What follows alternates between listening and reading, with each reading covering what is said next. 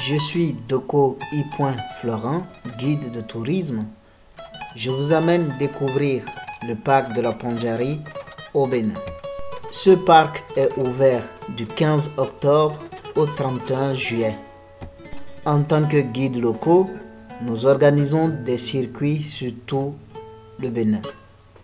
On est parti pour la découverte. Ici, je vous présente une petite famille de bubales. Les bubales majors, nous avons souvent la chance de les voir un peu loin de la route, mais cette fois-ci, une grande chance. Un petit stop sur la route, on les a observés quelques secondes, puis traverser tranquillement.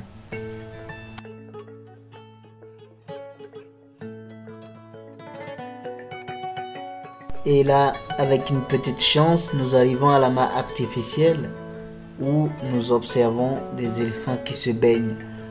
Oh, de l'ours, c'est trop bien. Mais j'ai pas envie de sortir, ça glisse.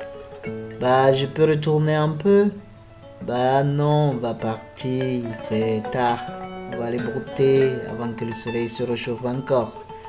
Donc voilà ce qu'on se raconte quand on les observe. On imagine que c'est ça. À toi, laisse le petit. Allez. Bah, toi, qu'est-ce que tu fais? Tu me remets à l'eau? Bah, c'est rigolo quand même. Je vais aller le revoir. Bah, voilà. C'est nos petites histoires. Les éléphants, ça fait très plaisir de les voir. Quand on tombe sur eux, on peut rester des heures à les observer, se baigner, boire, un peu jouer.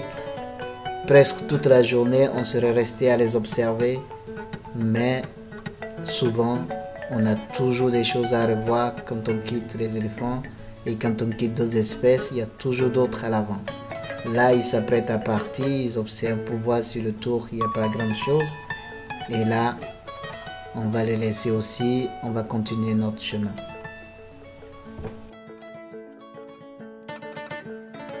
Les éléphants passent toute leur journée à se nourrir.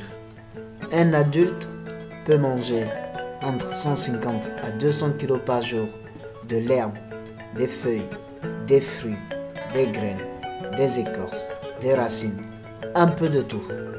Et ils ont une réserve d'eau de 70 à une centaine de litres. Un adulte éléphant peut peser jusqu'à 6 tonnes.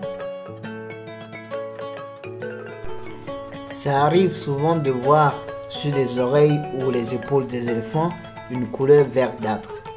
C'est parce qu'ils ont aspiré de l'eau dans leur réserve pour se rafraîchir le corps, qu'ils rejettent par leur trompe sur le corps et ça donne cette couleur. Parce que il y a l'herbe broutée, pressée qui est dans l'eau qui donne cette couleur.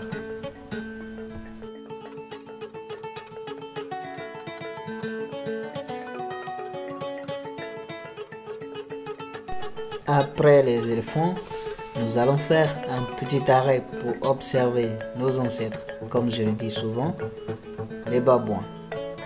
Les babouins, c'est les plus grands singes dans le parc de la Pondjari.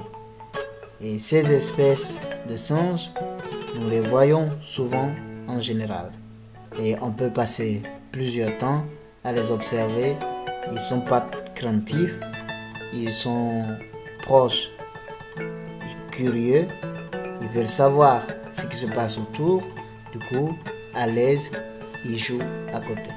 Mais en jouant, ils prêtent toujours attention autour d'eux. Et là, nous sommes avec le cob de Fassa, le cob de Buffon, et qui nous fait visiter tout ça, le babouin qui vient boire. Tout à l'heure, on était avec des babouins. Ils ont soif après le jeu et là, on va aller boire un coup dans la mare et qu'est-ce qu'on y trouve? Tout ça. Une ombrette autour de ça, c'est pas gagné, ça fait peur. Bon, ils se mettent à côté. Les cobs de Fassa, ils vivent un peu autour de l'eau. Ici, nous allons observer la famille des lions. Comme toujours, après un repas copieux, pour digérer, il nous faut des jeux. Et là, une mère qui joue avec ses enfants. Les lions se nourrissent généralement de la viande, que de la viande. Et ça leur arrive parfois de chasser les proies qui sont plus grandes que eux. Ici, nous avons le guibe harnaché, différent du Citatouna qui peut se voir uniquement que au sud. Les guibes harnachés, généralement, ils sont presque discrets, au long des végétations fermées, des rivières.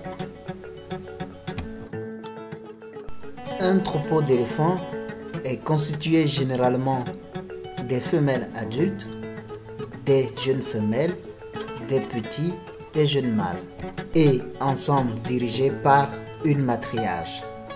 Dans un troupeau, le mâle adulte est exclu. Tous les mâles qui sont adultes, capables de se reproduire, sont exclus du troupeau. Ils rejoignent les troupeaux une fois pendant la période d'accouplement.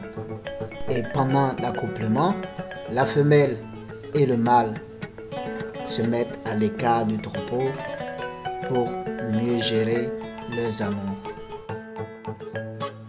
Passé cette période, les mâles sont à nouveau exclus.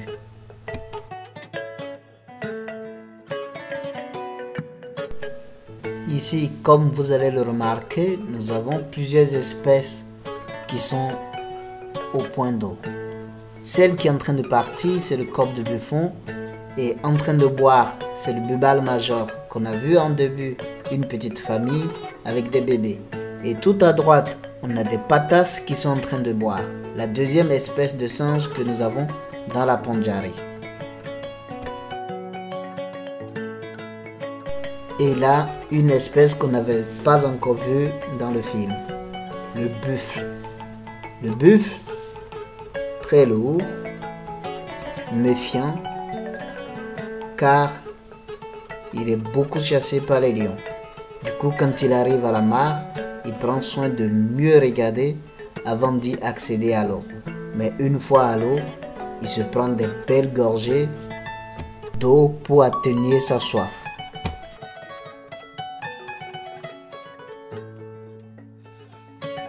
Le jeu continue et continuera jusqu'à la tombée du jour où ils iront marcher et déterminer leur territoire, parcourir, dire bonjour à tous ceux qui s'y trouvent. Et ici, nous avons le varan du Nil. Une fois mangé, il sort sur une berge, il se met à un endroit chaud pour prendre de la chaleur.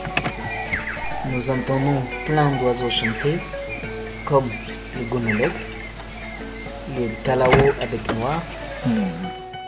Aujourd'hui, grâce à l'ONG African Park Network, le parc de la Pandjari est protégé et il n'y a plus de braconniers. Et notre souhait est que ça dure pour toujours, pour que les espèces vivent en paix et en sécurité, ainsi que les visiteurs qui y trouveront dedans.